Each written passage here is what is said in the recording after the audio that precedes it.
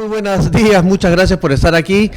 Es una mesa verde especial con mucho gusto, no solo porque está llena de todos amigos del instituto, de colegas de la casa, sino porque finalmente logramos coincidir las agendas para tener una mesa verde de presentación de el libro de Efraín González de Olarte, que ya se presentó formalmente, digamos, en el Centro Cultural de la Universidad Católica. Este libro es editado junto con la Universidad Católica y el IEP, y como conversamos con Efraín hace un tiempo, es una gran conclusión y una gran muestra de un trabajo conjunto, porque, como bien dijo Efraín, empezó el libro en el IEP y lo terminó en la Católica, y entonces estamos ante eso, ante una maravillosa terquedad de alguien que durante tanto tiempo ha insistido en sacar este producto adelante. Y entonces a nosotros que nos gusta confeccionar libros, esto es un homenaje a la confección de libros, esto es un homenaje a esta terca idea de seguir avanzando y seguir produciendo y pensando cosas de largo aliento que no son tan fáciles de hacer en un mundo que cada vez se vuelve más rápido, en el que las consultorías que tanto le gustan a Romeo hacen que todo terminemos en 90 días. Esto es una muestra de que todavía es posible y necesario en el país tener este largo aliento, y eso creo que es importante. Pero además estamos contentos porque está Efraín acá. Efraín ha sido director en el instituto, investigador principal en el instituto, sigue siendo investigador asociado, miembro de la asamblea. No ha venido mucho últimamente, le hemos llamado la atención con Vicky cuando entró. Él ha intentado defenderse diciendo que no lo hemos invitado, yo he retrucado diciendo que sí lo hemos invitado y que no ha venido. En todo caso, no es más que eso, que estar muy contentos y muy alegres de tener a Efraín aquí. Va a presentarnos su trabajo, y cuando pensábamos en el Consejo Directivo y con Cecilia cómo organizábamos la presentación de este libro, tipo mesa verde, para discutir, para conversar, para pelearnos en el mejor sentido de la palabra, como tiene y debe pasar en una mesa verde, pensamos que los comentarios tendrían que estar a cargo de dos personas muy cercanas a Efraín, no solo por su trabajo y por la manera como trabajaron con él, sino que además por el tema y por el desarrollo de este trabajo terco de largo aliento. Y así entonces invitamos a Roxana y a Carolina para que puedan hacer los comentarios. Roxana me decía, ¡ay, cómo voy a matar al padre! Y bueno, de eso se trata, de estar acá entre amigos, entre colegas, entre gente que durante tanto tiempo ha estado junto tratando de eso, de hacer lo que hacemos todos los días, tratando de comprender este país cada vez más complicado desde varios puntos de vista. Así que creo que va a ser una gran mesa verde. La organización va a empezar, como siempre, con una presentación por parte del autor, y luego será acribillado por Carolina y Roxana, y luego por la mesa. Así que muchas gracias, bienvenido, Efra. Bueno, en primer lugar, muchas gracias por permitirme volver aquí a la mesa verde después de tanto tiempo. En verdad tengo sentimientos un poco cruzados aquí, porque todos estos sitios fueron, durante 20 años que estuve en el instituto, sitios de grandes batallas intelectuales, de gran animación intelectual, y lo que me alegra mucho es que tenemos generaciones jóvenes que nos reemplazarán y que ya nos están reemplazando, y eso es muy bueno, porque entonces eso le da vida al instituto, y esa fue una de las preocupaciones que teníamos con Julio cuando el instituto estaba en proceso de democratización, era incorporar siempre gente joven para que la institución tenga vida eterna. Bueno, y voy a dividir mi presentación, como el auditorio no es totalmente de economistas, los economistas me salvarán disculpar, pero para cualquier cosa está el libro ahí. Voy a hacer un poco simplificada la cosa, pero la idea es presentarles el mensaje, las conclusiones principales de este libro. Primero voy a comenzar sobre la historia de este libro. Este libro tiene casi 18 años de gestación. es una cosa rara que sea así. La comenzamos aquí en el instituto con un proyecto de la Fundación Ford, que nos pidió ahí, Raúl estaba en esa época, que hiciéramos la estructura de la economía peruana, y esto fue en los años 80. Y entonces había dos fenómenos importantes. El primero es que la primera tabla se había publicado en 69, año en el que hubo el golpe de año después del golpe de Estado, y la siguiente tabla era la del 73 a medio gobierno militar, y la siguiente al 79. Entonces la idea era ver qué había pasado entre el 69, que era el anterior modelo, y el modelo estatista de los militares. Entonces había que comparar 69 con 79. El asunto es que cuando terminamos de publicar ya era el año, porque la tabla salió algo así como el año 85-86. Y entonces cuando terminamos la investigación ya era el 89 y el 79 ya estaba muy lejos. Entonces esto terminó en el área de economía archivado como un documento de trabajo preliminar. Lo presentamos acá, hicimos una serie de comentarios, pero ahí quedó. El asunto es que además la tabla de insumo producto comenzó a pasar de moda. O sea, la tabla de insumo producto en realidad es un poco arqueología de la economía en estas épocas. Ya casi nadie las usa. Sin embargo, a nosotros nos pareció interesante que de pronto se publicara una tabla para el 94. Porque el año 80, normalmente las tablas se publicaban una cada 10 años. Los años 80 fueron una década perdida también para las estadísticas.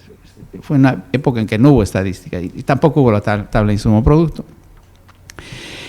Y entonces, cuando vino la tabla 94, nos volvimos a entusiasmar, desempolvemos este tema.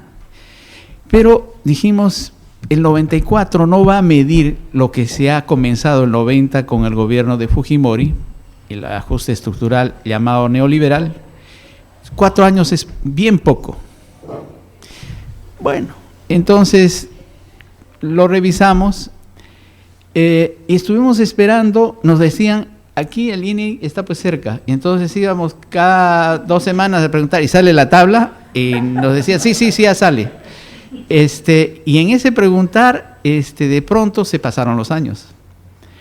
Y hacia el 2009 nos dijeron, sale la tabla del 2007. Y la del 2007 sí ya tomaba, digamos, todo el periodo del ajuste estructural de los años 90. Entonces dijimos, bueno, esta es la ocasión. Esta es la ocasión de comparar en realidad 5 tablas. 69, 73, 79, 94 y 2007. Y entonces eso ya tenía un cierto sentido, hacer un trabajo comparativo, porque ya no era pues fotografía contra fotografía, sino fotografía con distintos escenarios y contextos, no solo nacionales, sino internacionales. Entonces ya sonaba como la posibilidad de poder explicar a través de las tablas, a través de fotografías, qué es lo que había pasado en el Perú. Muchos economistas dicen las tablas son muy minuciosas en términos de la desagregación de la información, pero son tremendamente aburridas porque no te dicen más de lo que tienen. Bien, entonces tomamos la decisión de volver a este tema, desempolvamos el trabajo que hicimos en aquella época, fue mi asistenta María Elena Esparza, que es un gran trabajo. Hicimos toda la parte, no solamente teórica, sino una parte que nos permitía trabajar temas peruanos con una serie de nuevas teorías que habían aparecido en aquellos momentos, no solamente los temas del multiplicador, sino una serie de temas para medir interrelaciones, etcétera. Entonces, de pronto dijimos, hagamos un esfuerzo final y usemos todas las tablas de insumo producto que se han trabajado en el Perú. Yo recordaba que cuando hicimos el primer trabajo aquí en la biblioteca del IEP, habían unos informes del Banco Central donde se habían publicado tablas insumo-producto. Entonces, volvimos a estas fuentes. Curiosamente, cuando fuimos al Banco Central, nos dijeron que no conocían esas tablas. Estaban archivadas en unos reportes que se llamaban renta nacional. Todavía no había las cuentas nacionales, porque las cuentas nacionales se publican en el año 65, si mal no recuerdo, Richard, ¿no es cierto? Esa es la primera cuenta, fuera de la renta nacional que se publicó el año 42. Y entonces tomamos estas tablas y descubrimos que el Banco Central había hecho una tabla por año, tablas de 8x8, si mal no recuerdo, de 8 sectores por 8 sectores, desde el 50 hasta el 60. Tratamos de averiguar cómo lo habían hecho, porque realmente eso es pues cocina tipo Gastón, porque era sofisticada, porque además lo interesante es que la sumatoria del valor agregado de estas tablas era igual al PIB peruano. O sea, yo no sé si partían de esas tablas para calcular el PIB o partían de otro cálculo, de la cifra, y luego hacían las tablas. Eso es un misterio que nunca lo sabremos, creo yo, a menos pues que nos explique alguien del Banco Central, que ya no debe vivir, cómo lo hicieron. El doctor Barreto quizás, o Iraola, que en esa época era encargado de las tablas, de las cuentas nacionales. ¿Te acuerdas de Iraola? Pero bueno, esa es la anécdota. O sea, el asunto es que además entre estas tablas hubo una tabla que es realmente sorprendente, que la voy a mostrar solamente para que la vean. La tabla del 59, que es una tabla de 15 sectores. Pero 5 sectores, agricultura, minería, industria, servicios y Estado, creo, por 3 regiones, costa, sierra y selva. Esa para mí fue ya el acabose de la cocina, ¿no? O sea, pero lo interesante es que les voy a mostrar ahora, cuando uno ve los agregados, son más o menos razonables. O sea, la economía estaba concentrada en la costa, la pobreza estaba en la sierra, y en la selva era casi irrelevante, el 59. Entonces decidimos incluir estas tablas como parte del libro, sin ningún ánimo analítico, sino como más bien como un ánimo ilustrativo, para saber que en el Perú se habían trabajado estas cosas. Y recuerdo también que cuando hice un trabajo sobre el Banco Central y en aquel momento la Dirección General de Contribuciones, los aspectos institucionales de las políticas económicas, cuando preguntamos en el Banco Central, hicimos varias preguntas sobre cómo se hacían estas tablas, nos dijeron, mira, eso lo hacía el Departamento de Cuentas Nacionales, tendrías que hablar con ellos. Bueno, el asunto es que estas tablas, recuerdo además el detalle que quería, el Banco Central en esa época tenía directorios, ¿cómo le llaman los politólogos? Corporativos. Estaban representados los sectores productivos. Hay un director del sector agricultura, de la industria, de la minería. Esos son los años 50. Entonces, claro, tenían cierto interés en que las tablas tuvieran los sectores para poder ver cómo iban los intereses. Entonces, el tema que es que incorporamos estas tablas, y luego se habían hecho varias tablas insumo-producto regionales. Raúl conoce, gracias a Raúl entré al mundo de Arequipa. La GTZ había elaborado una tabla insumo-producto para el año 63. Luego un americano, Robert Alden Lewis, había hecho una tabla insumo-producto para Lima para el año 1963, utilizando el censo económico del 63, que creo que fue el primero que se hizo, y que no era tan malo. O sea, que logró hacer la tabla insumo-producto Pero fíjense cuál es el propósito de este americano al hacer esta tabla de insumo producto, era calcular, estimar el impacto de las remesas de los migrantes a Lima. Para eso hizo el cálculo, construyó la tabla de insumo producto 63. Y luego el 90, el Instituto Bartolomé de las Casas, con la asesoría de Jürgen Schultz, me parece, hicieron una tabla de insumo producto para la región Inca. Cusco, Apurímac y Madre de Dios. El único problema de esa tabla es que fue el año en el cual los precios relativos fueron los más oscilantes. O sea, el 90, la inflación fue, no sé, ya no me acuerdo, 2.000, 3.000%. Entonces, como las cifras se van recogiendo poco a poco, no se recogen en un solo día, entonces no sé cómo hicieron para ajustar los resultados. Pero el mensaje de esa tabla fue el siguiente.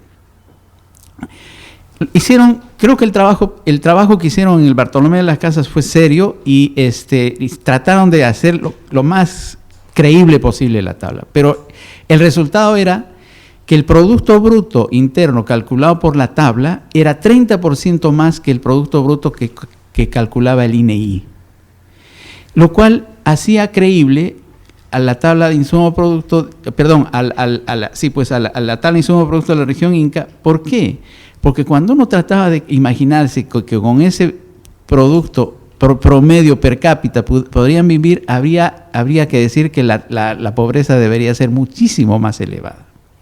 Bueno, entonces esto nos hace pensar sobre la calidad de las estadísticas peruanas, es decir, porque la otra fuente que también está, por eso es que tenemos en el libro un CD en Excel para que todo aquel que quiera investigar lo use. Hemos puesto todas estas tablas de insumo producto, incluyendo las tablas que calculó el INEI de 1970, sobre la base del 79 hasta el año 86. Ellos ya con una mayor técnica proyectaron anualmente las tablas asumiendo algunos supuestos sobre cambios en los coeficientes técnicos. O sea, la idea del coeficiente técnico es la relación entre cuántos de insumos se necesita sobre el producto total, ¿no? Y eso puede cambiar según la tecnología. Entonces hay 8 o 9 tablas adicionales que son año tras año. Ese es un filón que no lo hemos explorado, porque entonces la idea del libro es hacer una pequeña presentación de la teoría de insumo-producto, pero muy dirigida a tratar de, a partir de la tabla de insumo-producto, explicar el desarrollo. Y Leontief y sus seguidores, que hay varios, Bulmer Thomas, por ejemplo, trabajó sobre estos temas, hay varios que han trabajado, dicen simplemente lo siguiente: cuanto más relaciones hay entre los sectores, las posibilidades de desarrollo son más elevadas. Inclusive, la teoría de el propio Leontief, que es el creador de las tablas de insumo-producto, fue a partir de la estructura industrial americana, y su tesis fuerte era que el sector industrial era el que articulaba mayor al resto de sectores. Cuando hablo de articulación, ¿a qué me refiero? Me refiero a que el sector industrial compra insumos de otras industrias y le vende a otras industrias, y al final se obtiene un producto final. Entonces, hay algunos sectores, la minería, por ejemplo, vende al productor, en el caso peruano, fuera, y entonces no hay mucho eslabonamiento dentro. La agricultura tiene eslabonamientos, pero por regiones, no es un sector. Bien, entonces, primera parte, tratando de explicar y decir, una economía puede ser desarrollada si tiene gran articulación entre sectores, y eso es lo que vamos a tratar de averiguar. Además, la tabla de insumo-producto permite hacer algunos estimados, algunos cálculos que son útiles para la política en general. Los multiplicadores, por ejemplo. O sea, la tabla de insumo-producto te puede decir qué pasa si hay un crecimiento en este sector del producto, o hay una inversión, o hay un gasto público, etcétera. O sea, cualquier elemento adicional que se inyecta en la economía, ¿qué efecto tiene sobre los otros sectores? Entonces ahí, el primer efecto es directo porque inyectas en ese sector una cierta cantidad de inversión, por ejemplo, pero al hacer esa inversión, este sector comienza a demandar, a vender y a comprar de otros sectores. Entonces hay un efecto indirecto y eso lo mide un multiplicador. Entonces cuando uno pone 100, de pronto el efecto global de la economía en el producto, por ejemplo, puede ser 120, 140, dependiendo del multiplicador. Entonces, estos multiplicadores y los eslabonamientos eran importantes para nosotros porque nos parecía que, dada la teoría que manejábamos, la hipótesis era si la economía tenía mucha relación, entonces la economía tendría capacidad de desarrollarse. Esa fue la base teórica que ustedes la pueden ver en el libro. No es nada, no hemos inventado nada, hemos solamente acondicionado algunas teorías y algunas presentaciones ya hechas con digamos una nomenclatura más moderna, pero eso no hay nada nuevo ahí. La siguiente parte es una parte descriptiva de lo que ha pasado en el Perú desde 1950 hasta el 2007. Entonces ahí nos tomamos, ese es un trabajo, ¿cómo diría? Ensayístico, en el sentido de que comparamos las tablas del 50, 55, 60, 68, la tabla que hizo la Católica y después se hizo la del 69, 73, todas, o sea, son como 9 tablas que hemos comparado, reduciéndonos a los tamaños de las tablas comparables de los 50, o sea, a 8 por 8. Y eso hay toda una evolución que uno puede ver en el libro, y entonces esto te dice lo que sabemos. O sea, primero que en los años 50 el sector agrícola era mucho más importante que el 2007. O sea, en los años 50 el sector agrícola era 23, 24% del PBI y ahora es el 7, 8%. Y bueno, y así todos los sectores. Los sectores que a mí me llamaron la atención fueron sobre todo 3 sectores. Uno, minería. Minería es un sector que ha tenido una tendencia más o menos estable. En los últimos años ha aumentado un poquito, pero el asunto es que en términos de peso del sector, ha sido un sector entre 6 y 7% del Producto Bruto. El otro sector es el sector industrial. El sector industrial es un sector que ha tenido oscilaciones.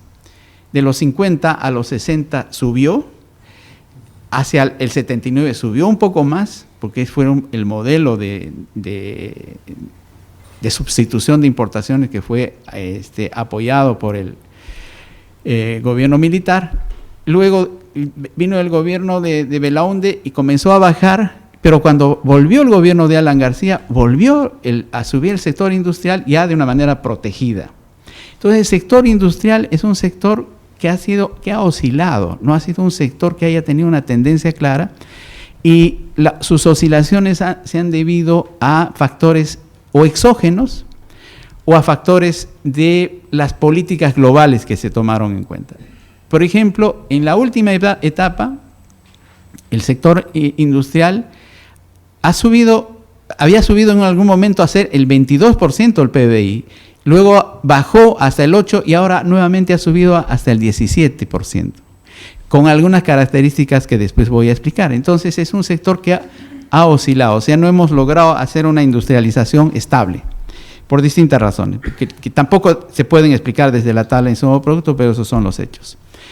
Entonces, esta parte me permitió hacer esta especie de historia a través del insumo producto de los sectores, y quizás lo interesante también es que te comienza a hablar de los modelos o estilos de desarrollo que ha tenido el Perú. Y entonces hay un estilo de desarrollo primario exportador que de 50 hasta casi los 61, 62, en que entra el gobierno de Belaúnde, y ahí comienza a aparecer una industrialización más importante, y el 68, cuando se firma el Acuerdo de Cartagena, el modelo cepalino se instala, y entonces tenemos un modelo primario exportador semi-industrial, yo le llamo así. y dependiente de las divisas que podía generar el sector exportador. Este modelo funcionó y colapsó a finales de los 80. Ahí vino el ajuste estructural, y el ajuste estructural creo que ha cambiado el modelo en el siguiente sentido. Si se sigue manteniendo la exportación primaria como eje de las exportaciones, la industria ha crecido, pero la industria se ha vuelto una industria dependiente de las importaciones. Entonces, las tablas de insumo producto te permiten calcular un vector de importaciones de insumos que en la del 2007 es muchísimo más importante, es casi 13-14% de las importaciones para insumos que vienen del exterior. Y hay muchos sectores que no funcionarían sin esos insumos importados. El tema es que estos insumos importados en el 2007, por alguna razón, fueron así porque la economía llegó a tener, ¿cómo le llamamos? Atraso cambiario, es decir, el dólar se abarató. Entonces, en muchos casos era más barato importar los insumos que fabricarlos, o inclusive algunos productos casi acabados que con muy poco se podría ponerle valor agregado. Entonces, esa es una característica interesante de esta última etapa del 2007. Entonces, ese es el sector industrial, que es un sector, como les digo, oscilante por distintas razones. Y el otro sector es el sector de servicios, que es un sector que fue creciendo, siempre ha ido creciendo, al punto de convertirse en un sector con dos características. Uno, tiene un peso del 2/3 del Producto Bruto casi, pero al mismo tiempo es un sector muy heterogéneo. Hay servicios productivos y hay servicios, yo le llamaré improductivos, es decir, el vendedor que te vende en la calle, no es necesario, pero te genera empleo, pero ese es un servicio improductivo. Y este es un tema que nosotros no le hemos puesto atención los economistas. ¿Qué pasa cuando el sector servicios comienza a ser muy importante? Los servicios tienen, a diferencia de los otros sectores, tienen una característica importante, que los servicios se producen en el momento en que se consumen, no se pueden almacenar. Esto hace entonces que exportar servicios es exportar a través de una serie de posibilidades. ¿No es cierto? En este momento, por ejemplo, el Perú está exportando gastronomía, pero la gastronomía se exporta a través de los insumos que se exportan, a través eventualmente de las franquicias que se cobran, los restaurantes de Gastón en el mundo, y a través de la exportación de chefs. Entonces, este sector yo creo, no le estamos dando la suficiente importancia, pero el problema que tiene este sector es que como no se puede almacenar, no tiene efectos multiplicadores más allá de donde se produce el servicio. Entonces, claro, por eso que me parece que el modelo económico después del ajuste estructural es un modelo primario exportador y de servicios. Entre ambos se explica buena parte de la dinámica económica de acuerdo a estas tablas. Bueno, ese es el otro capítulo. El siguiente es el más denso, diría, del libro. Eso no se lo recomiendo que lo lean los no economistas.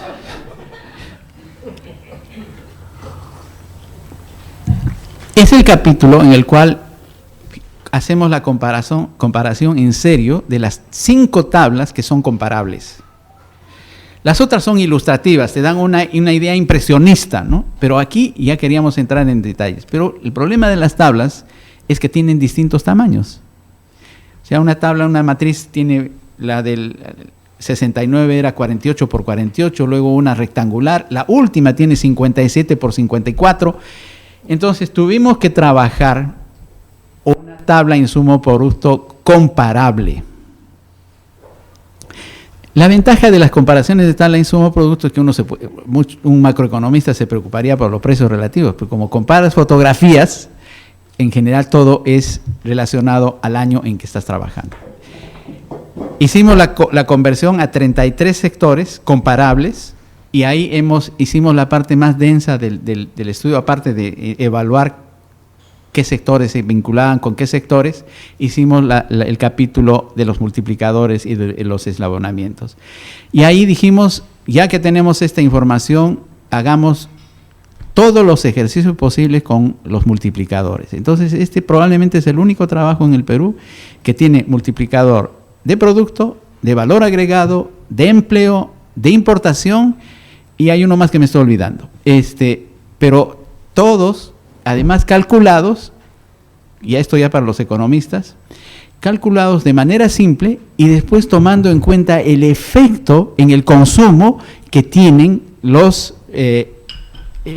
efectos multiplicadores. O sea, uno es una forma simple de medir, la otra es endogenizando los efectos directos e indirectos que tendrían y su efecto en los multiplicadores. Entonces, en ese sentido, esa es la parte que probablemente con el tiempo decante y sea quizás la más interesante a interpretar, sobre todo para los economistas.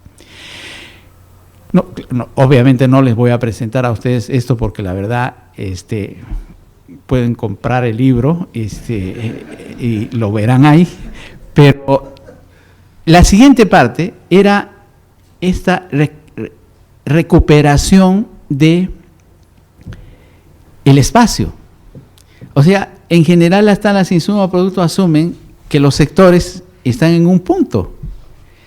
Y claro, la aparición de la posibilidad de tener las tablas espaciales, digamos, geográficamente ubicadas, te permite decir, miren, el problema es que el sector agrícola está en Tumbes, Piura, Arequipa, Cusco, etcétera. O sea, el sector industrial está concentrado en Lima, pero hay unas ciudades grandes que tienen y hay unas pequeñitas que tienen poquita industria.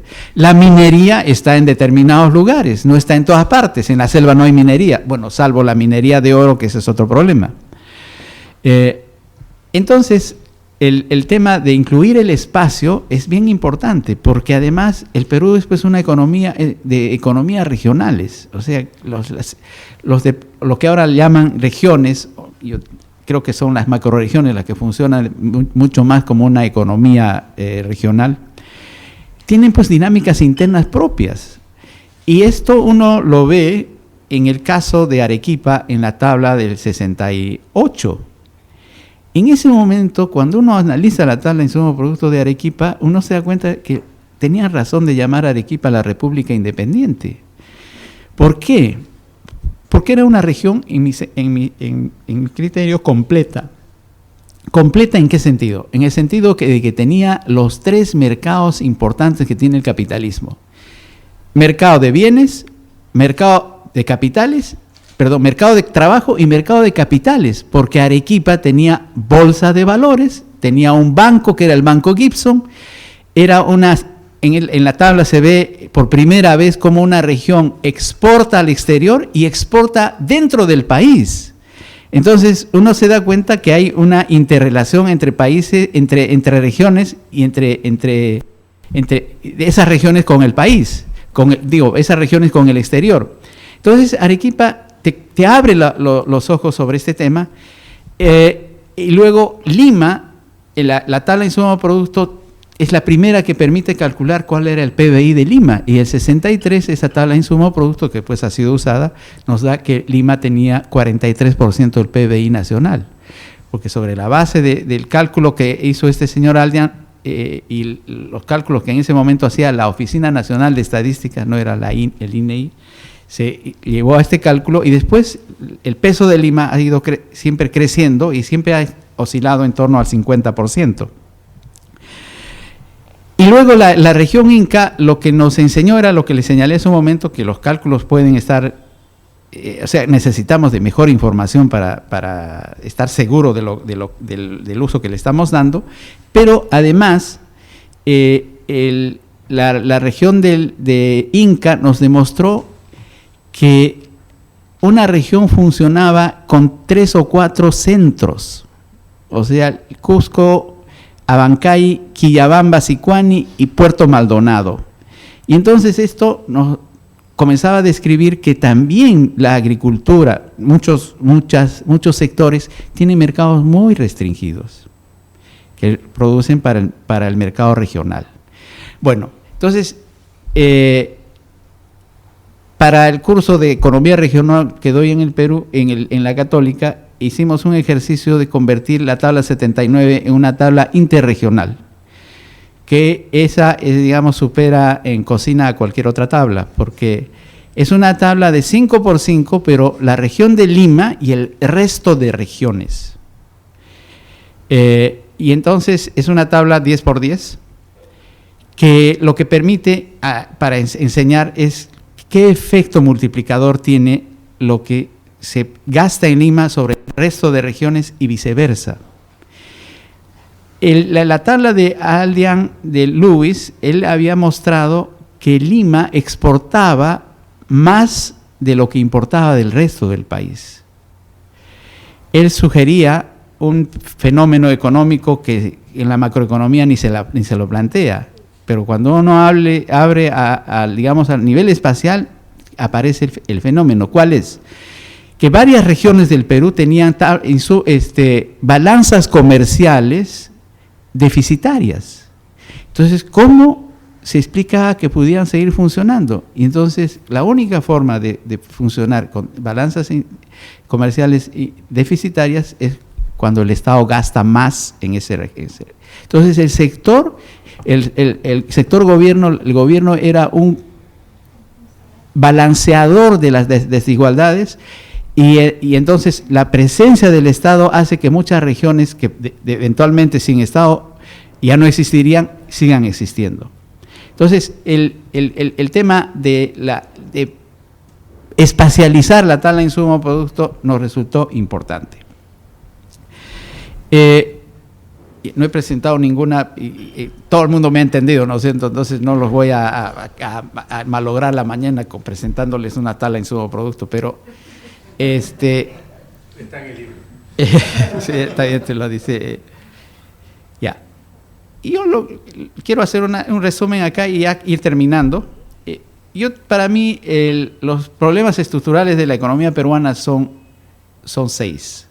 Modelo primario exportador con variantes, integración sectorial incompleta, débil integración territorial, que es más o menos lo que he señalado hace un momento, desigualdad distributiva persistente, comportamiento cíclico en el largo plazo, los shocks externos periódicos y caída de la tasa de crecimiento demográfico de la cual nadie está hablando. O sea, el Perú probablemente está yendo a una transición demográfica y entonces tenemos que tomar en cuenta. Bueno, ahora solo he presentado el segundo tema.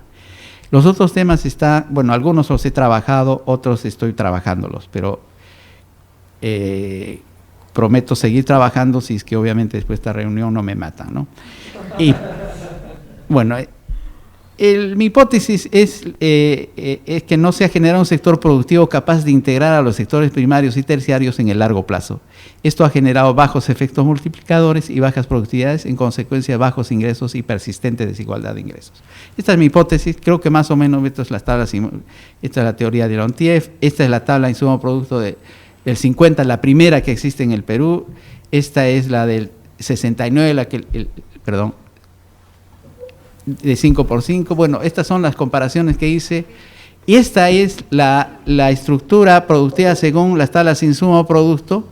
Del 50, el 37% era agropecuario, el 2007, 7.5%. Minería, 10, 12, bueno, ahora es 16%, el 94 bajó a 5.2%. Bueno, el problema es que la minería puede tener ciclos muy, muy variados, o sea, tuvo un ciclo muy expansivo, sobre todo con el crecimiento chino, y luego ahora ha comenzado a bajar y se refleja en los precios, ¿no? El sector industrial llegó un momento a tener 29% en la época de los militares, pasó a 25% y ahora tiene 23%. El comercio se ha mantenido de manera estable, los servicios han aumentado progresivamente, el sector financiero también, etcétera, ¿no? Y el gobierno ha sido también un sector inestable en el sentido que ha dependido del modelo político en realidad que se ha escogido en cada momento. Entonces las tablas de insumo producto nos dicen lo que dice la la estadística macroeconómica normal, ¿no? Bueno, no los voy a cansar con esto. Esto también ya lo presenté. Yo quiero, esta es la tabla de costa, sierra y selva. El 85% del producto se daba en sierra, en costa el año 59, el 12.4% en sierra y solo el 1.9% en selva. Esto es la tabla del 59. Obviamente, varias de estas tablas a uno lo invitan a volver a hacer estas tablas para ver qué ha pasado durante todo este tiempo, ¿no? Y esta es el 59, la costa concentrada, el 79% de la producción, 73% de la demanda, 69% de valor agregado. La distribución del valor agregado, esta es la distribución funcional del ingreso, era remuneraciones 47%, ganancias 16%, independientes 37%. Esto se reflejó también en las cuentas nacionales del año 67, si mal no recuerdo, cuando se incorporó esta estadística de la distribución del ingreso, si mal no me acuerdo, disponible en remuneraciones, ganancias, renta e independientes, cosa que persistió hasta el año 75-76 y después se ha perdido la posibilidad de tener una distribución de largo plazo porque ahora solo hay remuneraciones y el excedente de explotación que suma todo el resto. El sector industrial era el mayor proveedor de insumos a los otros sectores con localización costeña. 56 años después, estos desbalances regionales aún subsisten, predominio de la costa de Lima sobre todo y la poca articulación entre regiones. Esto de la poca articulación de regiones es una cosa interesante porque yo en clase suelo preguntar a los estudiantes de economía regional, dígame qué producto de Madre de Dios se consume en Tumbes. Muy bien, tienes 10, tienes 20, pero si tú preguntas qué productos de Tumbes se consume en Madre de Dios, lo peor de todo es que no sabemos cuáles son los productos de distintas regiones que consumimos en otras regiones. O sea, no sabemos cuál es la interrelación que hay, salvo por estas tablas de insumo-productos que nos han permitido más o menos aproximarnos, ¿no? Y entonces, claro, cuando se habla de modelo de sustitución de importaciones, lo que habría que sustituir son las importaciones internas, o sea, hacer que regiones puedan exportar más, ¿no? Bueno, pero ese es otro tema. Esto ya lo presenté, Arequipa. Estos son algunos resultados. Los mayores multiplicadores se dan en el sector manufacturero. Los multiplicadores del valor agregado son muy bajos. Este es otro tema. Esto apunta a poca articulación entre sectores debido a la heterogeneidad productiva del sector. Los multiplicadores de ingreso salarial, que es el que me faltaba, son también bajos. En 1979, un aumento de la demanda final incrementaba 7% de las importaciones, el 2007 aumenta en 14%. La demanda por bienes importados pasó de 13% en 1979 a 26% en 2007. Esto es básicamente el tema debido al tipo de cambio, a la apertura de la economía, a la serie de tratados de libre comercio y a que entonces el sol se revaluó y entonces era más barato importar que producir. Y eso ha tenido efectos, pues obviamente, sobre las inversiones en estos sectores.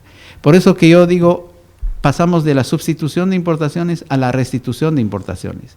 La gran diferencia entre los años 70-80 y los 90-2000 es que en el 70-80 el Perú tenía una restricción externa.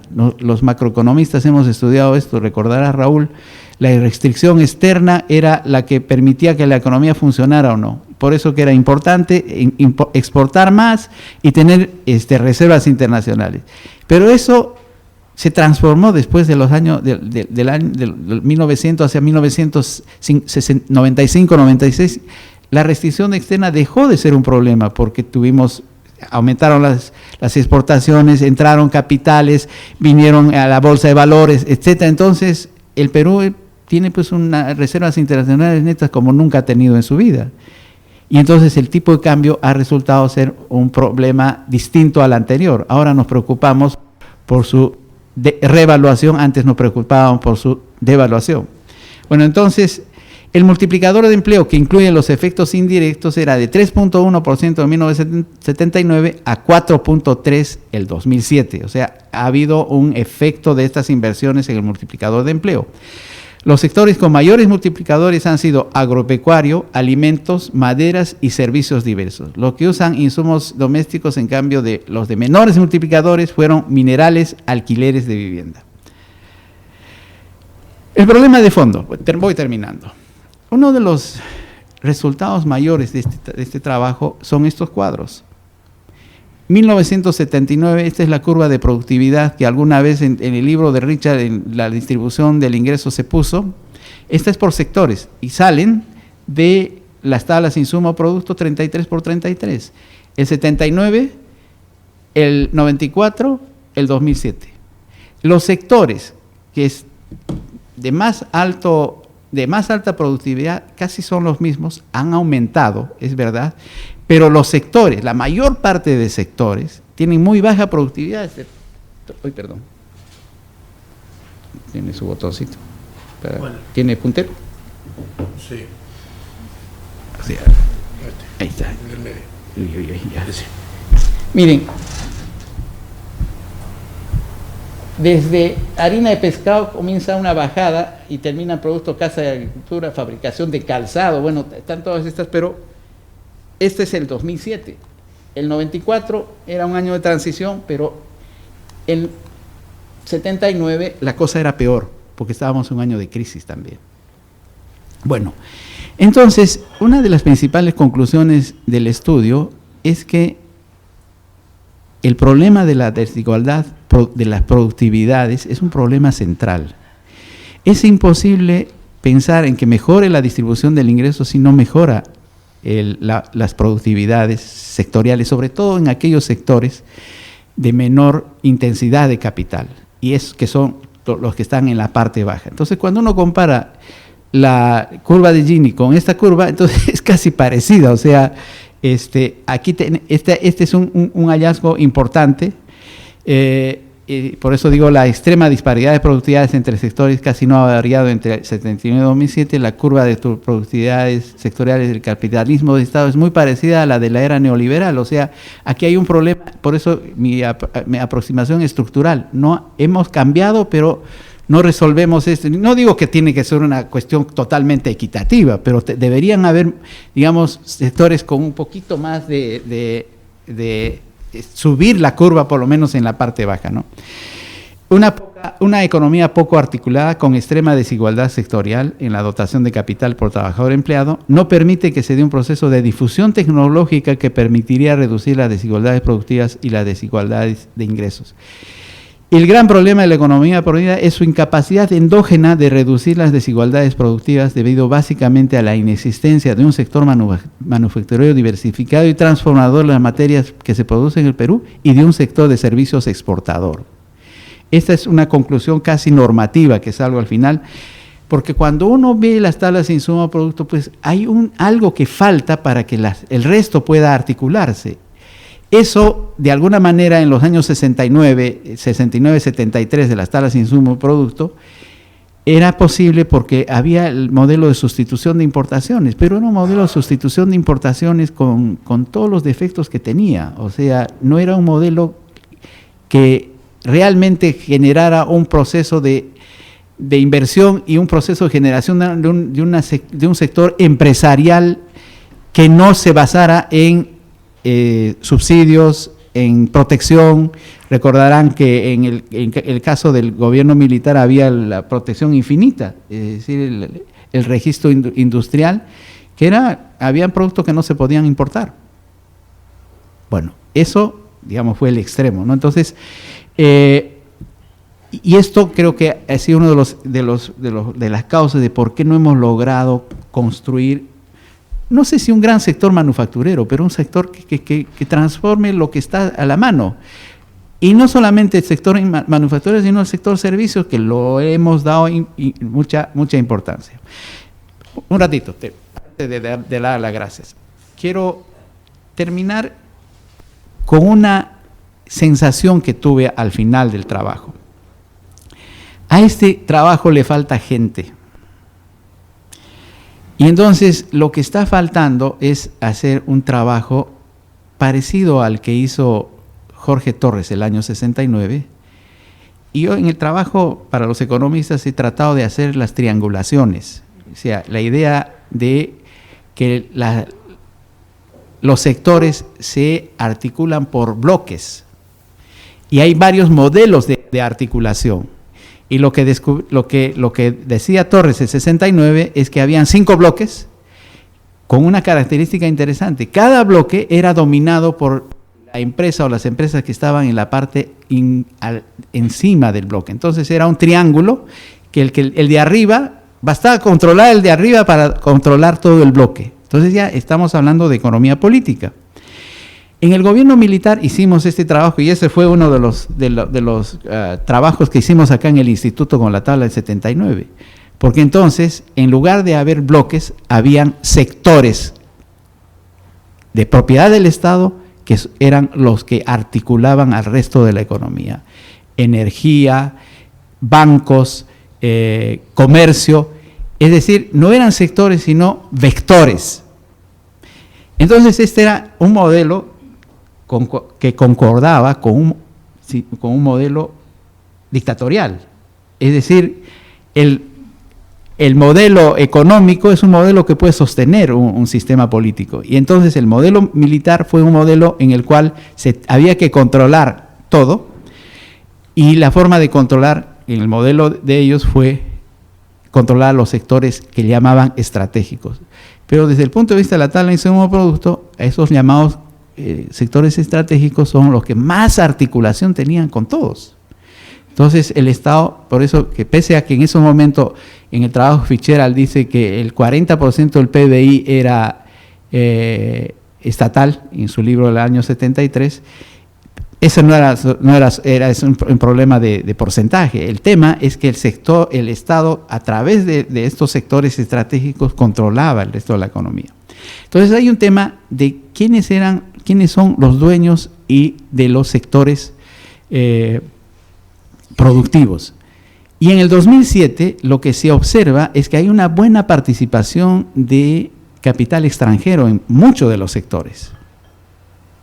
En los sectores más importantes hay una alta participación de capital extranjero, y entonces esto hace, esta ya es una hipótesis, esto ya no está en el libro, que la política en el Perú tenga otra base.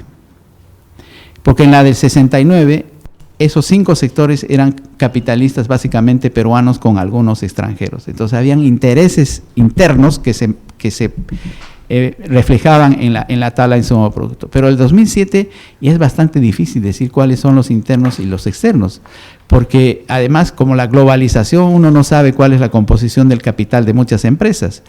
Sin embargo, esto hace entonces que al empresariado en general lo que le interese es la estabilidad, no la obtención de algunos subsidios, de algunas prebendas, de algunos precios fijos, etcétera, sino la estabilidad. Y claro, en esa época del 69 y del 50, cuando los directores del Banco Central eran gente que representaban a sectores,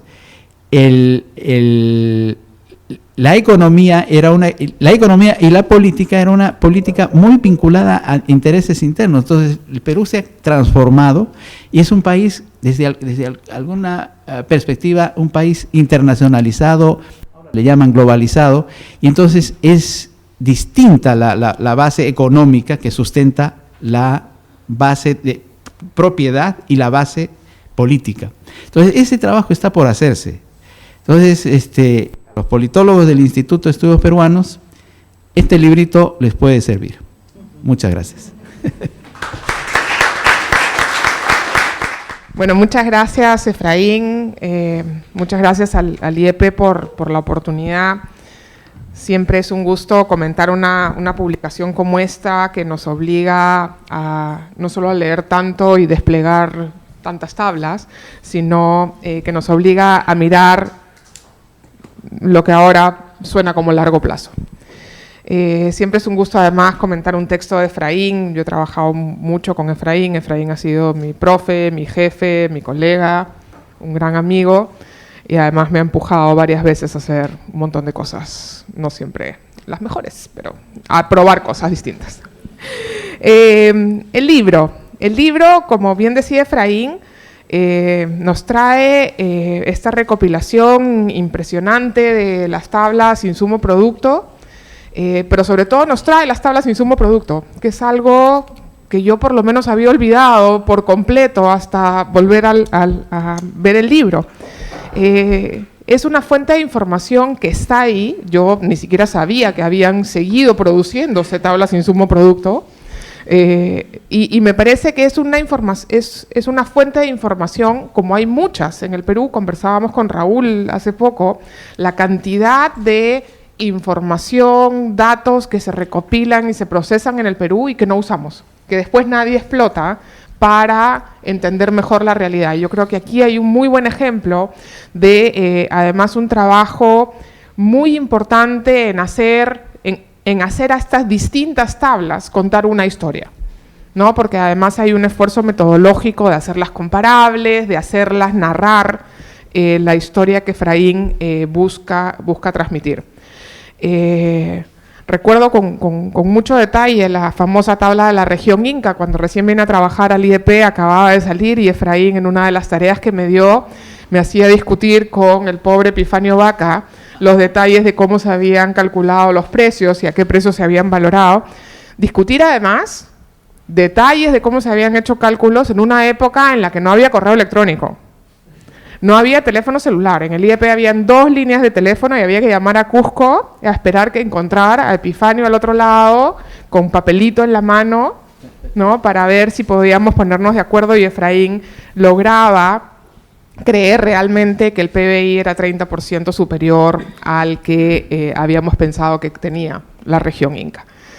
Entonces creo que ya con el simple hecho de hacer que estas tablas nos cuenten una historia, hay un aporte muy importante del libro, y creo que esto nos debe llevarnos a preguntar cuánto de esta información se usa realmente, ¿no? Porque a veces nos quejamos de que no hay el dato exacto que necesitamos para la investigación que queremos, pero a la vez hay millones de datos que nadie usa, ¿no? Y se publican, se presentan encuestas, censos, y después nadie los procesa.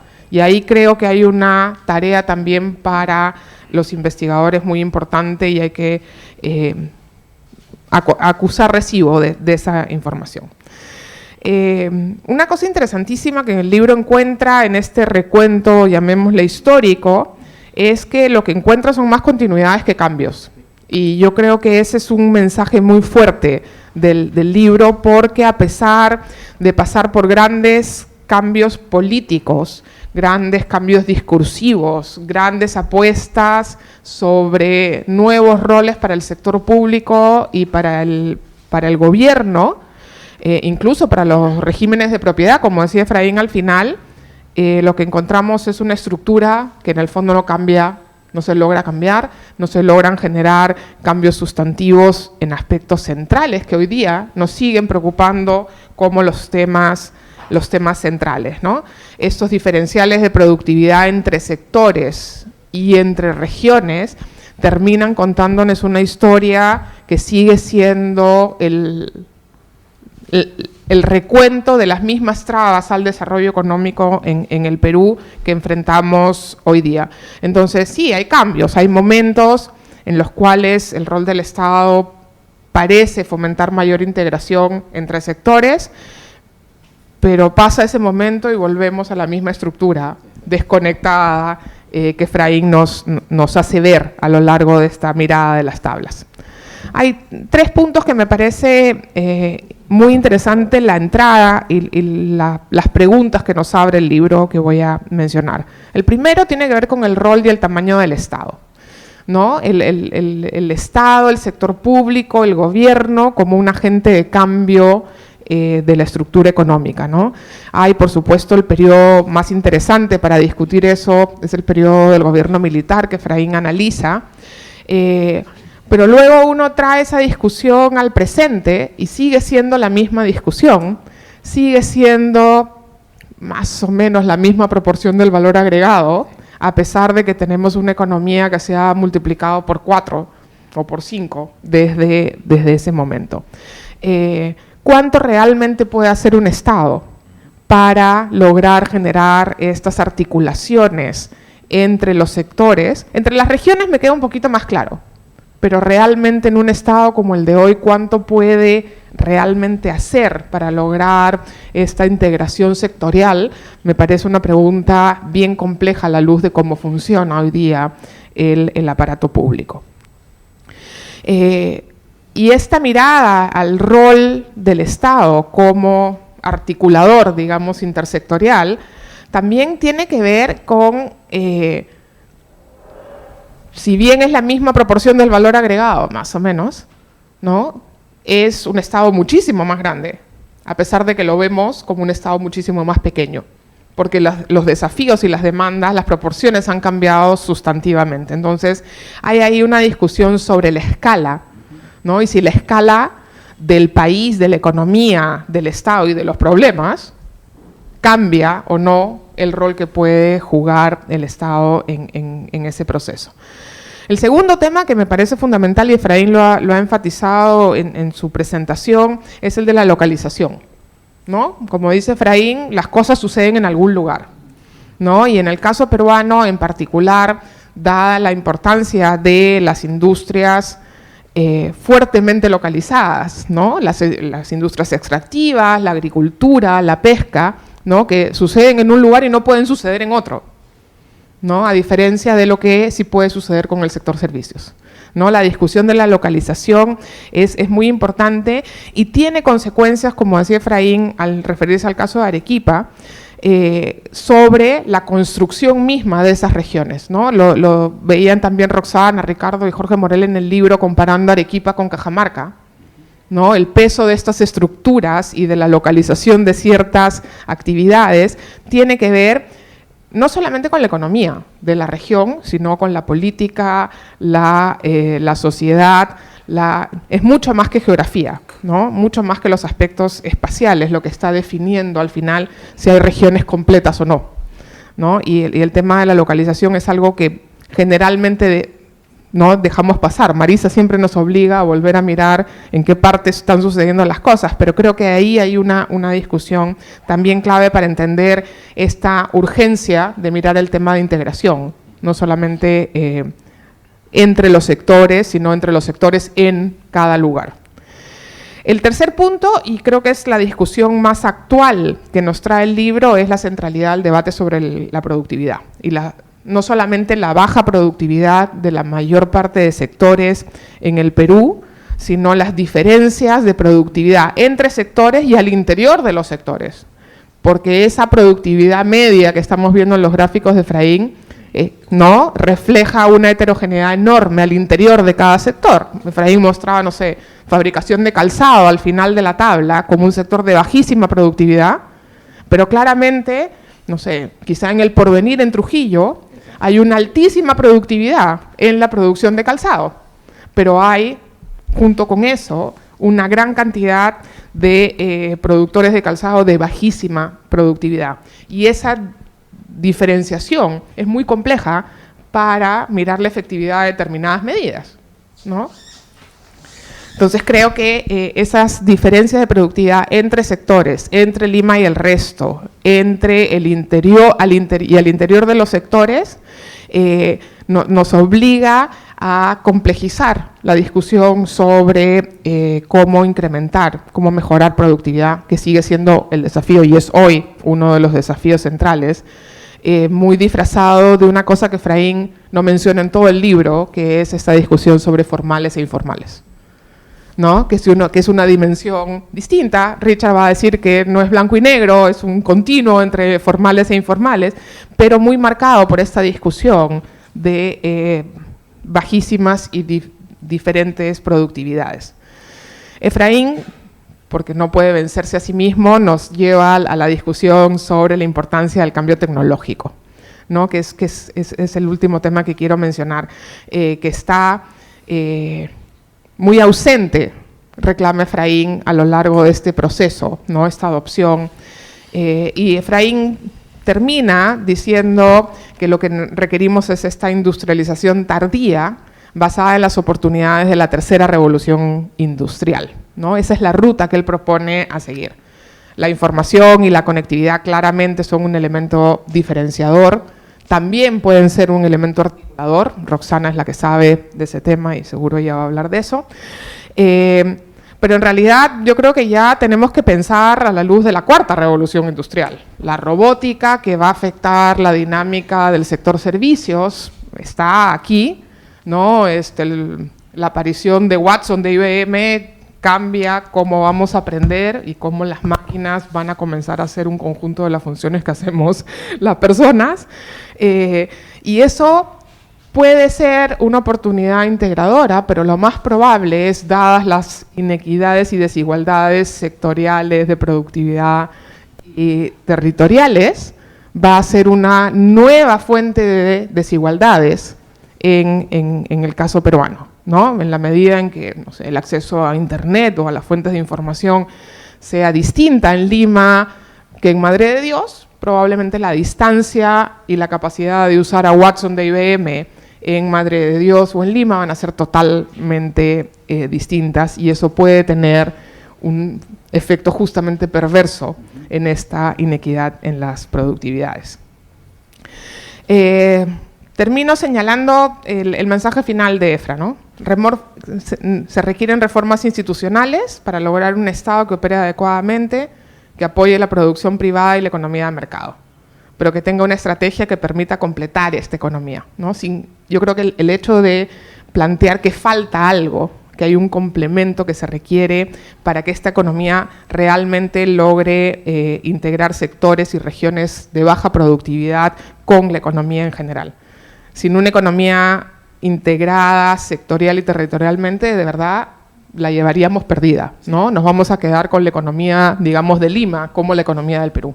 Y ahí, forzados a una política redistributiva a través del sector público para permitir que esta Lima coexista con el resto, ¿no? Y ahí hay un futuro más o menos sombrío, digamos, en el cierre de Efraín. Pero claramente tenemos que enfrentar esta evidencia si queremos mantener, por supuesto, crecimiento, pero sobre todo si estamos pensando en un país que logre sostenibilidad económica y política, y dada la localización y territorialización de muchas de estas industrias, el tema ambiental va a jugar un papel fundamental en esas inequidades, ¿no? Muchas gracias. Bueno, muchas gracias.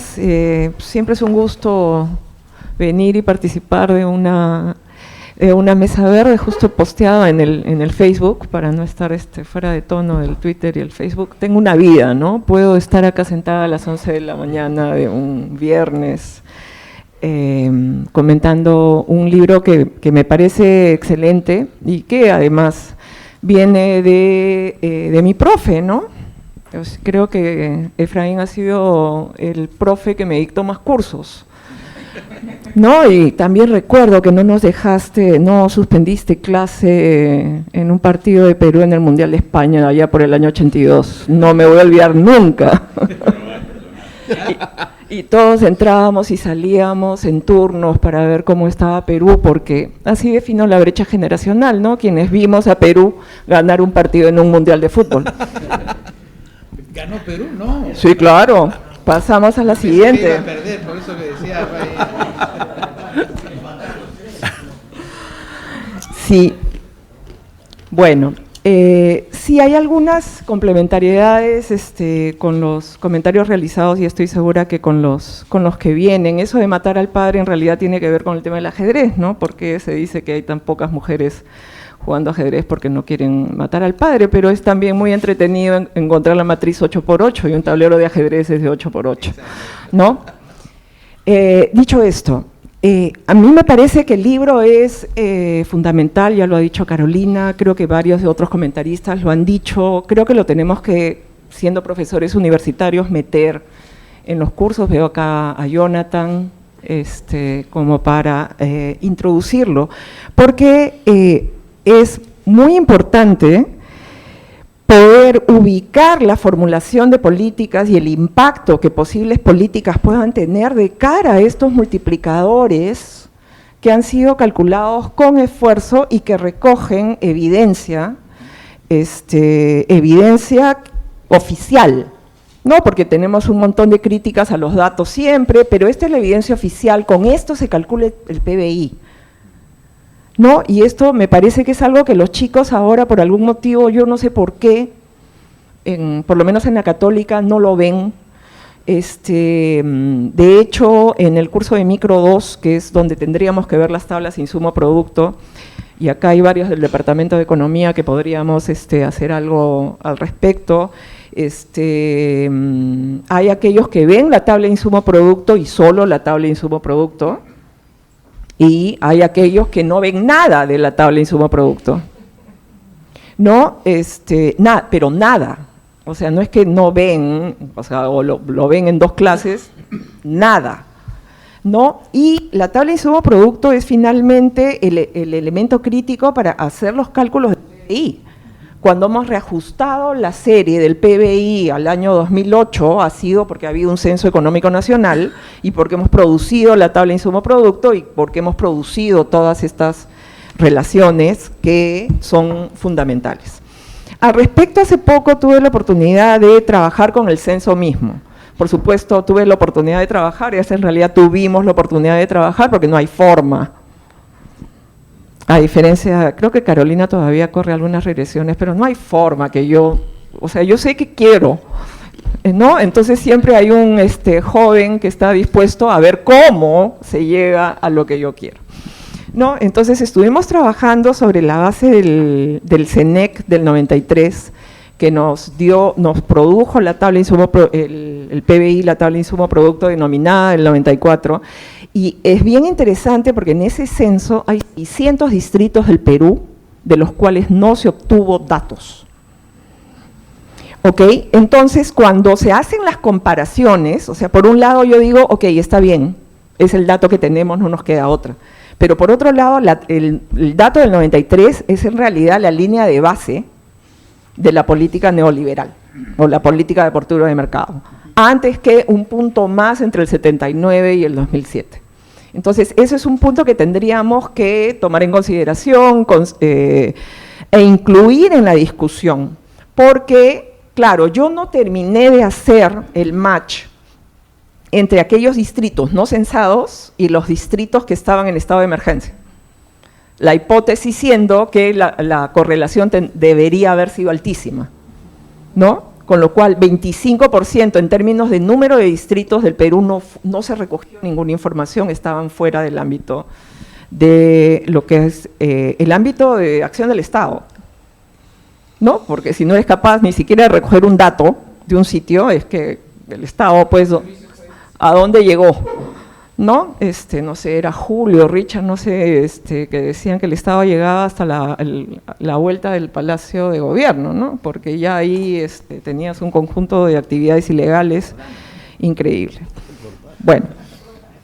Ay, qué rico. Ahora, es interesante para mí, ¿no? A la luz del enfoque que tiene Efraín, y no en vano soy su alumna, todos los errores son de mi parte, por cierto, es cómo haces conversar en el sentido, tratar de compatibilizar, tratar de meter en el mismo, por lo menos que logres que un conjunto de seres humanos que de otro modo no te hubieran escuchado, tengan que escucharte. ¿Por qué? Porque desde mi punto de vista, aparte de lo que es el capítulo 2, que es, o sea, estudiante de economía que no lee el capítulo 2, pues que no se declare economista, ¿no? Tendría que ser obligatorio para todos, y quienes estudiantes acá, por favor, si no lo han leído, háganlo. Vamos a tomar examen, ¿no, Ricardo? Ya. Prueba entrada y salida, podemos sí, hacer. Claro. definitivamente, es el tema de la productividad.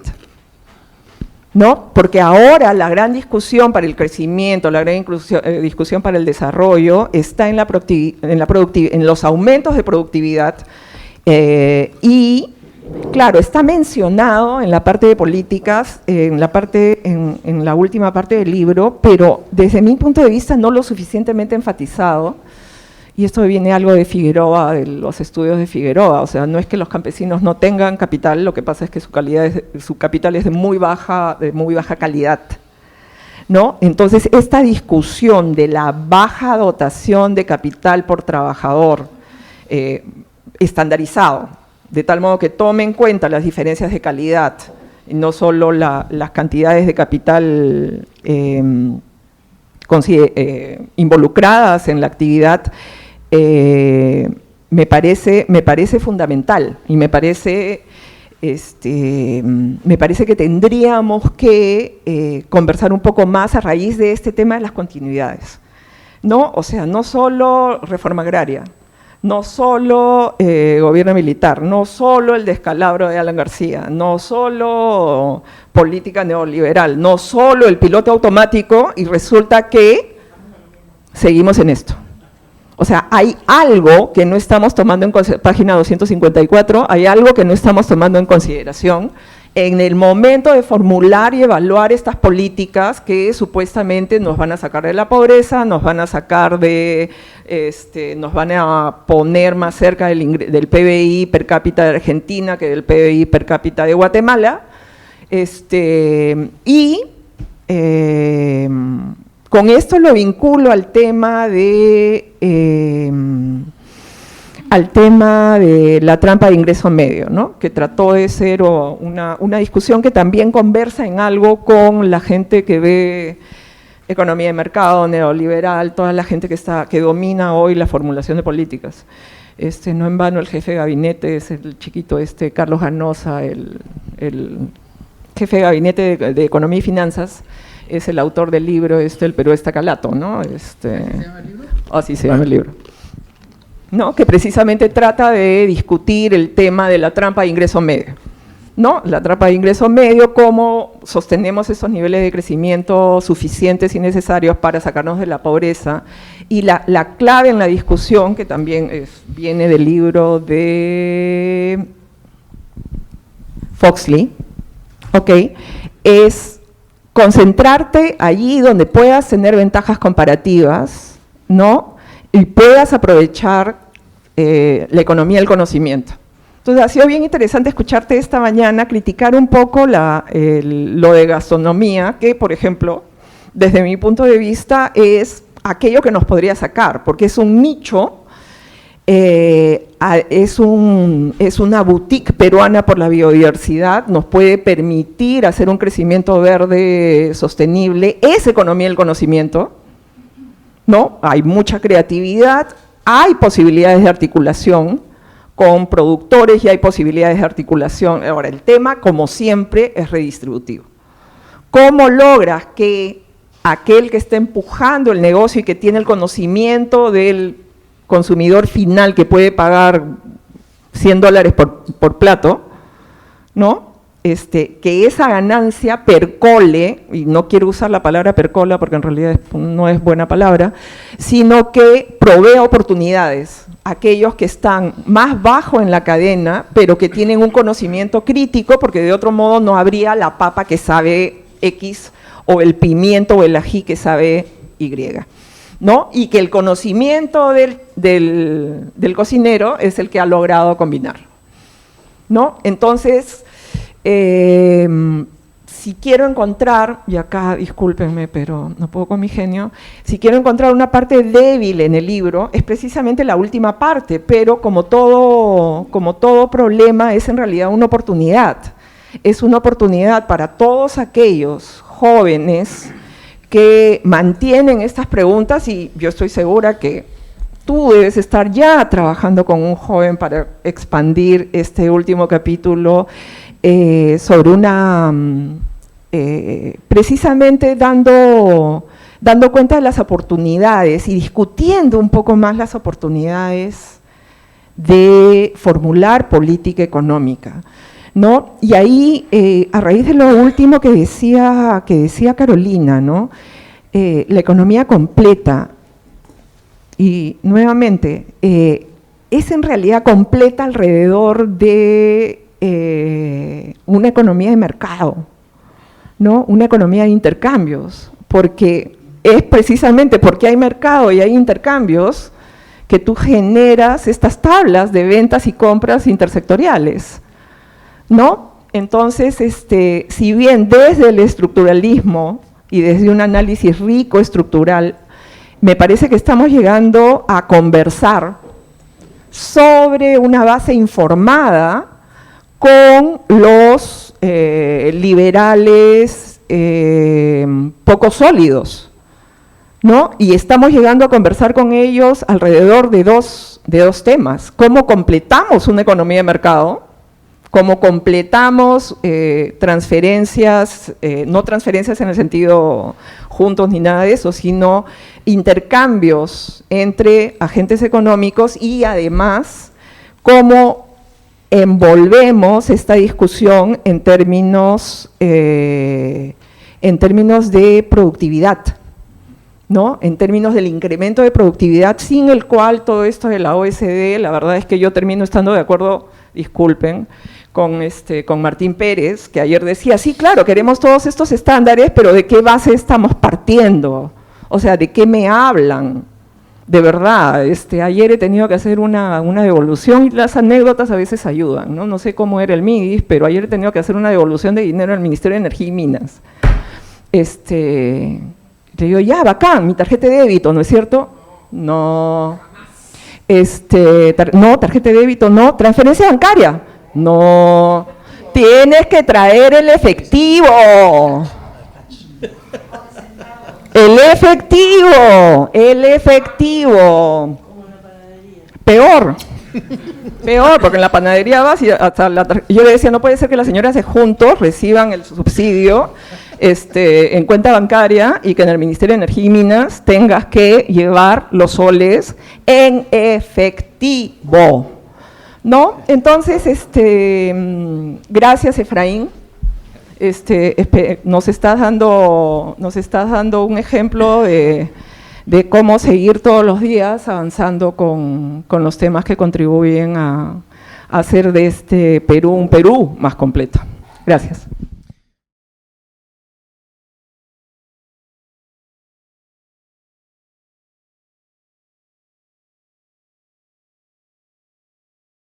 Bueno, muchas gracias.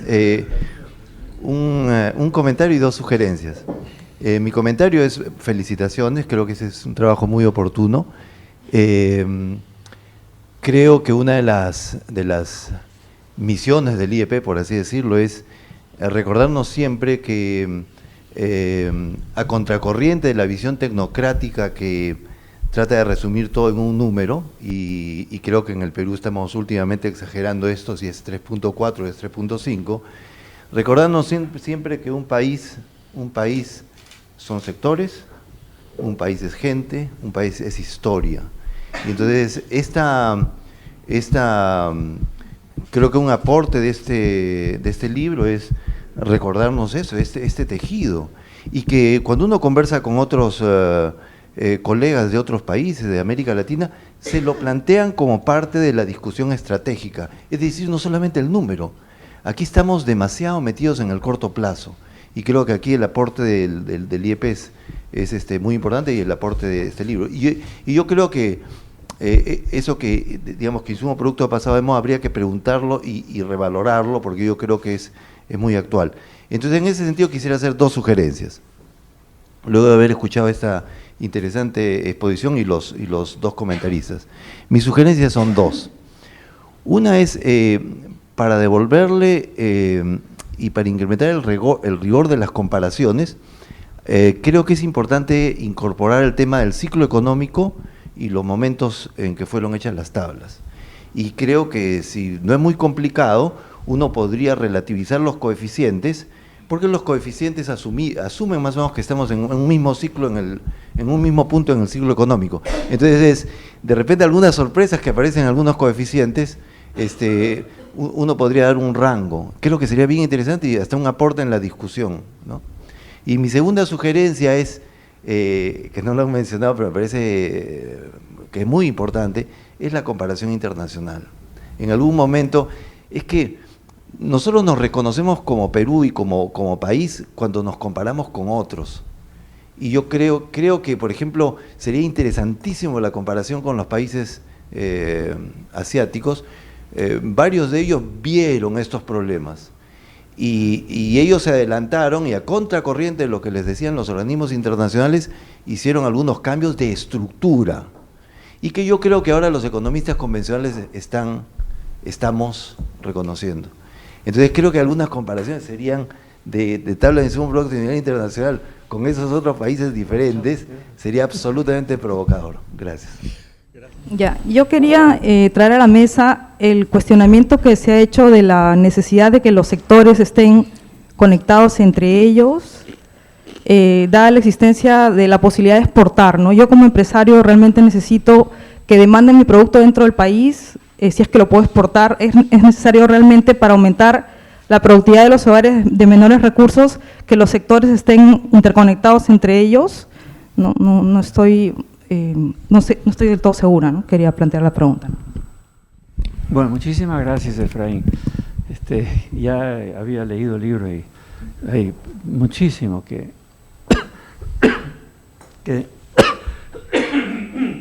me gustaría conversar en más detalle. Parece que aprovechar el libro realmente requiere aclarar exactamente qué se está diciendo en relación a lo que ha sido la gran evolución de la teoría del desarrollo económico. Cuando yo estudiaba, el concepto dominante, diría, era en cierta forma estructural. Tuve de profesora a Kuznets y a Leontiev, y ellos, y además después mi asesor de tesis fue Hirschman. Y yo diría que ellos tres fueron los economistas principales detrás de las ideas relacionadas a la estructura y integración y vinculaciones, que los tres ponían mucho énfasis, y eso fue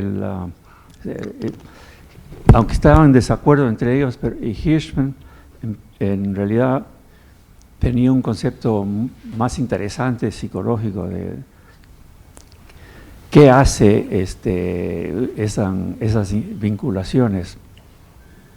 Pero después de eso pasamos a décadas, hasta casi ahora, donde el énfasis no se puso en la estructura de la economía, sino en digamos, factores de oferta, porque la estructura tiene mucho que ver con la importancia de la demanda. Esa es la idea básica, creo, que si nadie está pidiendo, entonces no va a haber. Entonces hay que generar demanda, incluso cerrando fronteras, por ejemplo, para que el productor locales entonces demanden a otros nacionales sus productos. Pero eso se dejó y entramos a toda una época generada bastante por el artículo del 56 de Solow, descubre el residual, y de ahí vino todo el énfasis de la teoría de Romer y muchos otros que más bien están explicando el desarrollo en términos de factores de oferta más que de demanda, y oferta sobre todo capacidades, y ahorros, inversión, instituciones, y toda esa gama de cosas que están en el índice de la competitividad de Davos, que son como 100 ítems, pero todos tienen que ver con aspectos de capacidad productiva. Y se ha dejado de lado el tema de la demanda. Pero yo creo que hay que tener una idea más clara de qué está diciendo lo uno y lo otro, para meterse a realmente darle importancia a los coeficientes de insumo-producto. Porque todo eso es parte de la idea de que la demanda es clave. Pero entonces todo el resto que todavía estamos hablando de innovación, de la importancia de la educación, etcétera, etcétera. Todos son aspectos globales, sin estructura, mayormente, y que esos serían los factores dominantes, ¿no? Entonces, yo nunca me has ayudado a tener eso claro. Te agradezco, más claro al menos que se me había ocurrido. Y yo me has hecho también, tengo que agradecerte porque me has traído recuerdos, como dije, de mis profesores. Uno que quizás no sabe la historia del insumo producto del Banco Central. Yo llegué al Banco Central 6.3 y un poco antes había llegado Silva Rete, que fue economista del Banco Central. Un día me llama el director, Emilio Barreto, de Estudios Económicos, y me pregunta sobre qué voy a hacer mi tesis. Porque le había explicado, yo tengo que dedicarme a hacer mi tesis doctoral todavía. Y le dije, bueno, estoy pensando en esto y lo otro, ¿no? Y me dijo, no, lo que tú tienes que hacer es completar el trabajo de Silva Rete sobre insumo producto. Y Silva Rete había regresado tuvo un año creo en Italia, y algo de eso aprendió y hizo su trabajo, su tesis, algo escribió. Yo nunca lo he visto. No sé si debería estar en los archivos. Está en el Excel. Ya. He recuperado todas esas. El trabajo de él. Sí, sí. ¿Ya? Si queremos... La Universidad de San Marcos lo publicó en una revista media de economía que tenían. Ya. Sí, lo recuperé también. Yo no le hice caso a Barreto, no hice mi tesis. O sea que ya no califico para tu historia.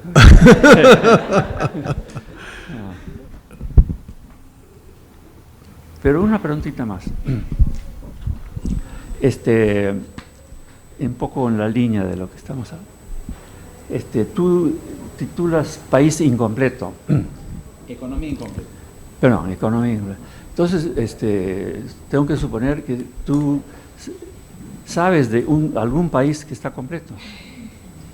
Pero sé de países que son mucho más, que tienen multiplicadores mucho más altos, porque tienen sectores que integran. Y hay el caso extremo de una economía que le llamaron la economía hueca, es la economía de Puerto Rico.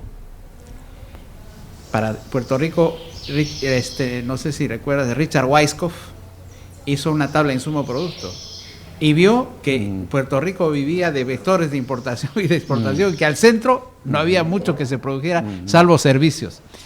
Hay esas posibilidades, ¿no? Por eso, pero después contesto. Noruega. Sí, no es muy completo, pero es riquísimo. No, la más completa con seguridad es la americana. Viendo desde las tablas de... Es que ahí hay un tema de cómo interpretar estos números de grado de completo, sin tomar en cuenta el tamaño de un país. O sea, Bélgica es uno de los países más ricos del mundo, pero importa el 60-70% de su PBI. Hay poquísima integración. Sí. Gracias.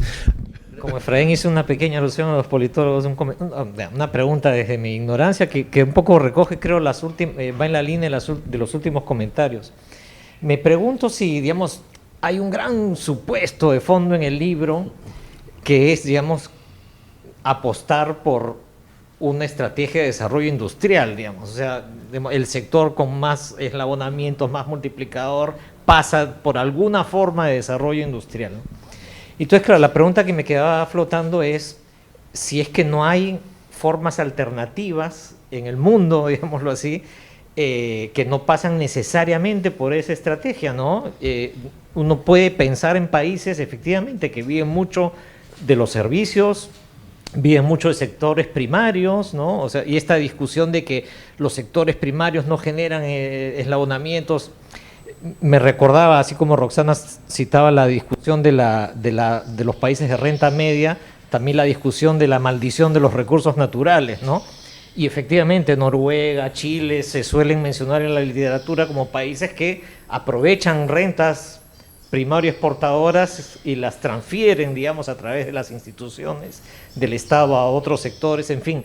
¿Cómo verías tú esa discusión de alternativas, de modelos de desarrollo, cuando no tenemos una fortaleza industrial, digamos, ¿no? Sin manera de sacarle la vuelta a eso? Bueno, muchas gracias por los comentarios. En verdad, escuchándolos da ganas de hacer el segundo tomo. El asunto es que necesitaría un financiamiento. Sí. Bueno, gracias por recordarme los 18 años. En realidad, los 18 años no se deben a que no haya podido hacerlo yo, sino a la necesidad de tener las tablas. O sea, las tablas no existían. Entonces, el INEI nos ha mecido con la tabla del 94, 6 años, o sea, salió 6 años después. Y ahora, claro, para los jóvenes, les digo, por favor, cuando salga la tabla de 2017, probablemente el 2021, hagan el ejercicio de incorporar esa tabla y comparen con esto. Bueno, pero quiero brevemente comentar, no tengo respuestas a todo, pero, a ver, quiero comentar, comenzando por lo que decía Richard con respecto a la demanda. Uno de los temas que nos preguntamos era a qué se debían los cambios de coeficientes técnicos.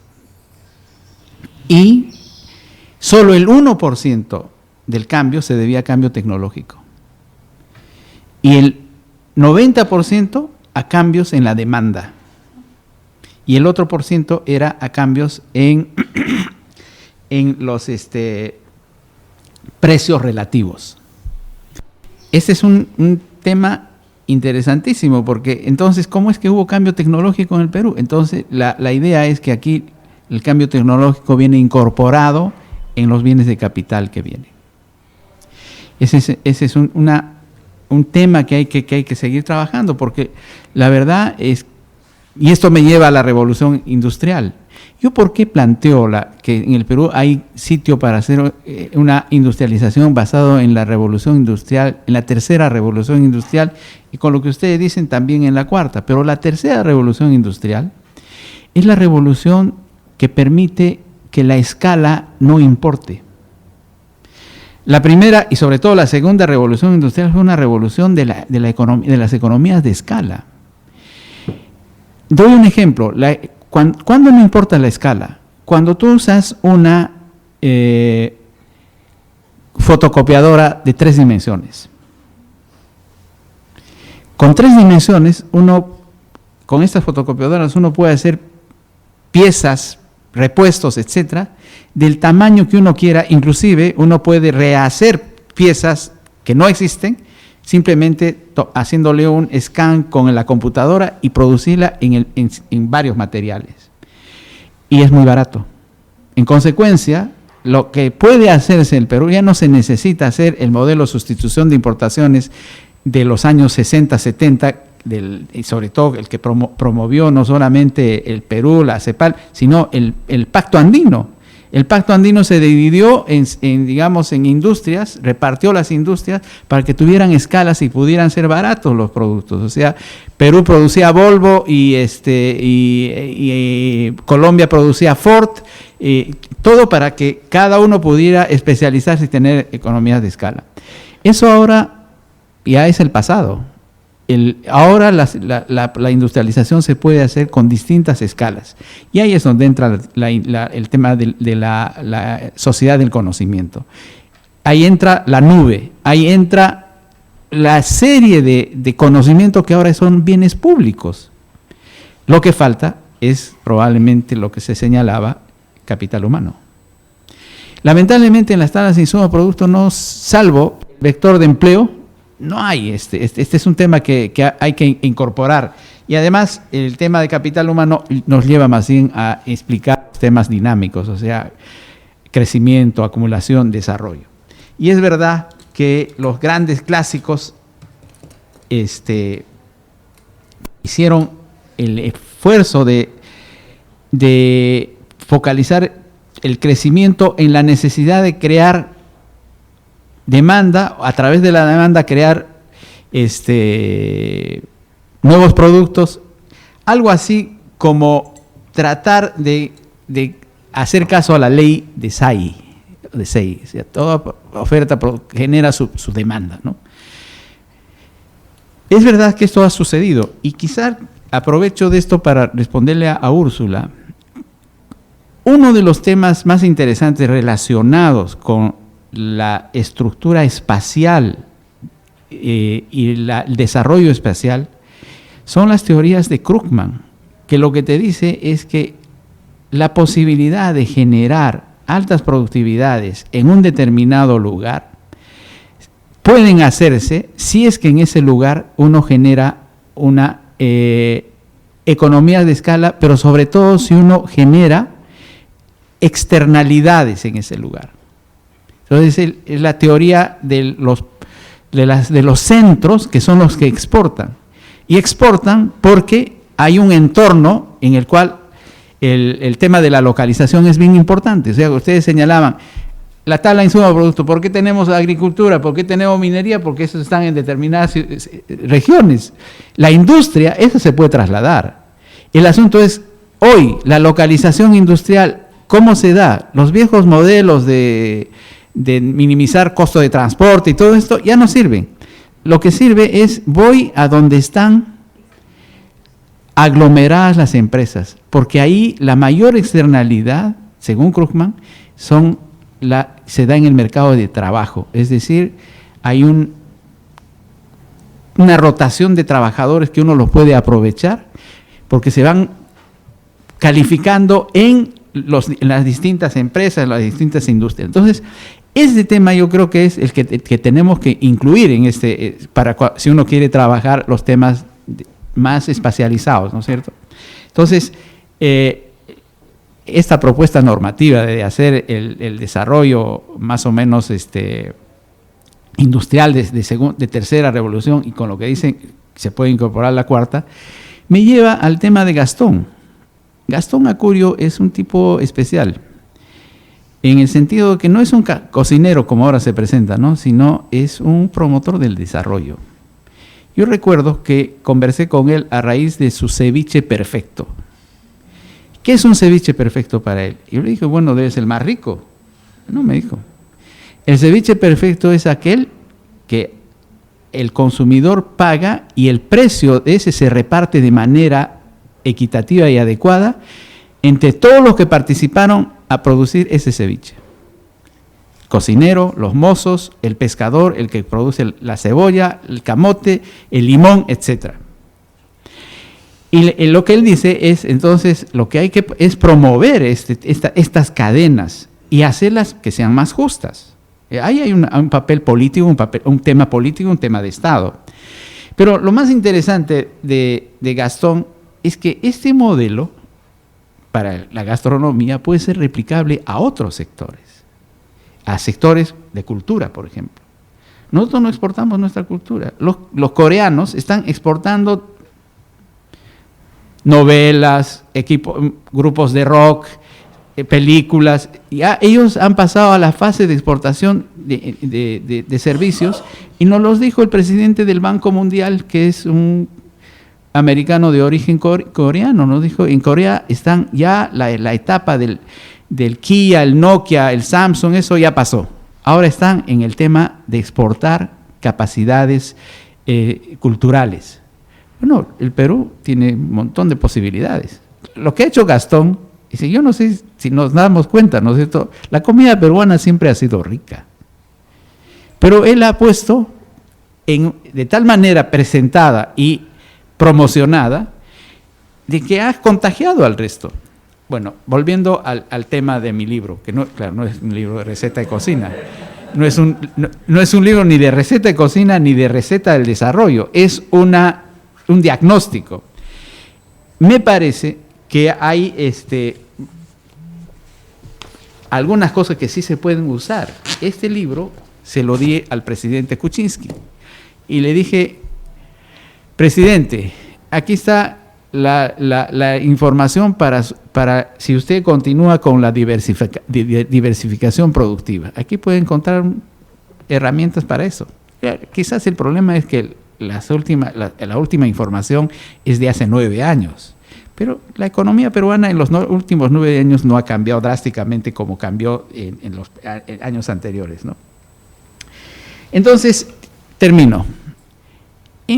A mí me parece, yo le puse este tema de este título, porque acá en el instituto pues hemos sido tituleros, ¿no es cierto? El péndulo peruano, por ejemplo, o la economía regional, lo discutimos con Julio, tienen en verdad, en parte cierta, una base objetiva, pero además tenemos la idea en el instituto de siempre promover y de, ¿cómo se dice?,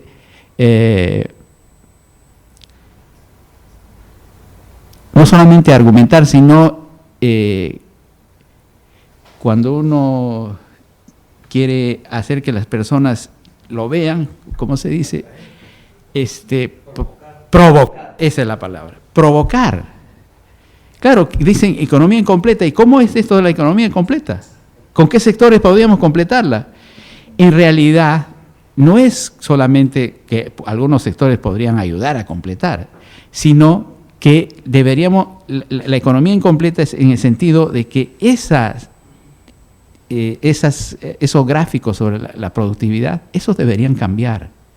Y para eso se requiere esta integración de estas cadenas productivas, aún en sectores de baja productividad, porque si se integran y se puede exportar dentro del país inclusive, y fuera del país mejor aún, entonces hay la posibilidad de completar las relaciones. Y termino con el comentario que me hicieron las dos, de completar, digamos, la estructura en el sentido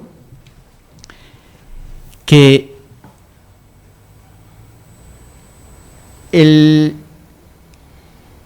la trampa de la economía del ingreso medio es pues una cosa que nos amenaza a muchos países. O sea, llegamos a cierto y después no podemos ir para adelante. Entonces, para mí el tema es que la economía completa, más bien, esto es en la tabla de insumo producto, es esta falta de sectores, pero en realidad atrás de esto está lo que dije hace un momento. Una economía completa es cuando tiene todos los mercados desarrollados. Entonces, en el Perú, el mercado de bienes y servicios casi involucra al 100% de las personas, pero el mercado de empleo, de trabajo, miren, el promedio nacional es 52-53% de la PEA está bajo relaciones asalariadas, pero si vamos a Apurímac es el 20%, en Huancavelica es 22%. Entonces, ese mercado no existe.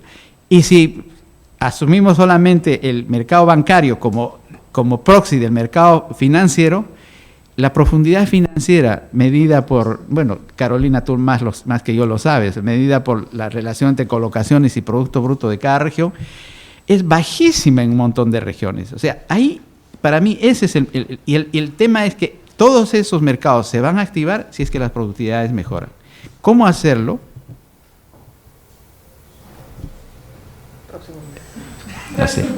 También viene. Muchas gracias, Efraín.